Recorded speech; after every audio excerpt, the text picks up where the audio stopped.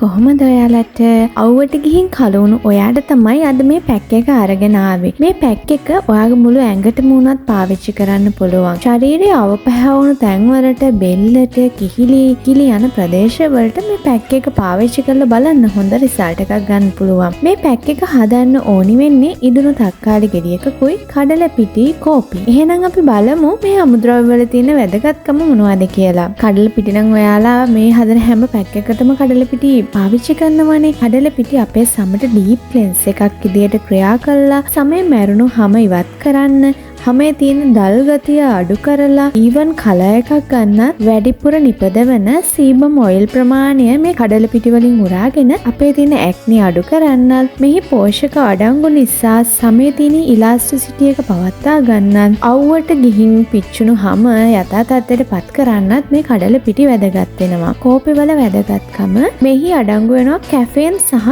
Aunty oxidant. ඒ නිසා හිරු එළියට ගිහිල්ලා හිරු එළියේ තියෙන UV කිරණින් ඩැමේජ් වුණු අපේ ස්කින් එක යථා තත්ත්වයට පත් කරන්නත්, සමට සපයන රුධිර ප්‍රමාණය වැඩි කරලා සම දීප්තිමත් කරන්නත්, සමේ තියෙන ෆ්‍රෙෂ් ගතිය පවත්වා ගන්නත් කෝපි වැදගත් වෙනවා. තක්කාලි උෂවල වැදගත්කම තමයි මෙහි ලයිකොපීන් සහ විටමින් C අඩංගු නිසා UV කිරණින් නැති වෙන ඩැමේජ් එක අඩු කරලා ස්වභාවික ලස්සන සමක් ලබා දෙන්න. මෙහි නැචරල් ඇසිඩ් වර්ග අඩංගු නිසා සම දීප්තිමත් කරන්නත්, මේ මගින් ඕපන් පෝසස් ප්‍රමාණය අඩු කරලා ඔයිල් කන්ට්‍රෝල් කරන්නත් වැදගත් වෙනවා. ඒ වගේම මෙහි ඇන්ටි බැක්ටීරියා අඩංගු නිසා අපේ තියෙන ඇක්නි පාලනය කරන්නත් තක්කාලි විෂ වැදගත් වෙනවා. එහෙනම් අපි මේ පැක් එක හදමු. මේකට ඕනි වෙන්නේ ඉදුණු තක්කාලි ගෙඩි එකක යුෂයි. මේ විදිහට ඉදුණු තක්කාලි ගෙඩියක් අරගෙන ඒකේ යුෂ ඔයාට බ්ලෙන්ඩ් කරලා හරි අරගන්න පුළුවන්. ඊට පස්සේ කඩල පිටි මේස හැඳි එකකුත් එකතු කරලා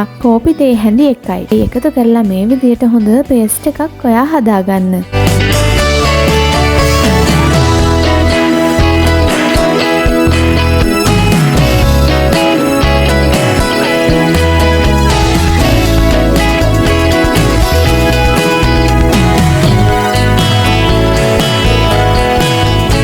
පස්සේ ඔයාගේ පිරිසිදු කරගත්ත මුහුණේ මේ පැක් එක මේ විදියට හොඳට ඇප්ලයි කරගන්න.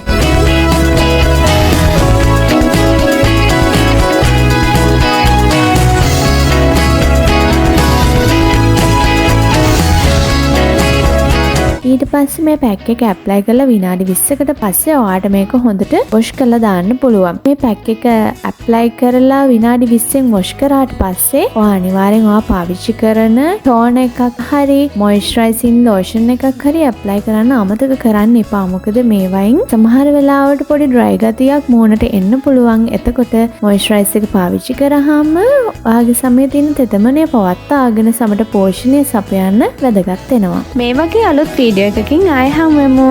මගේ channel එකත් subscribe කරන්න කියලා ඔයාලගෙන් ආදරෙන් ඉල්ලනවා.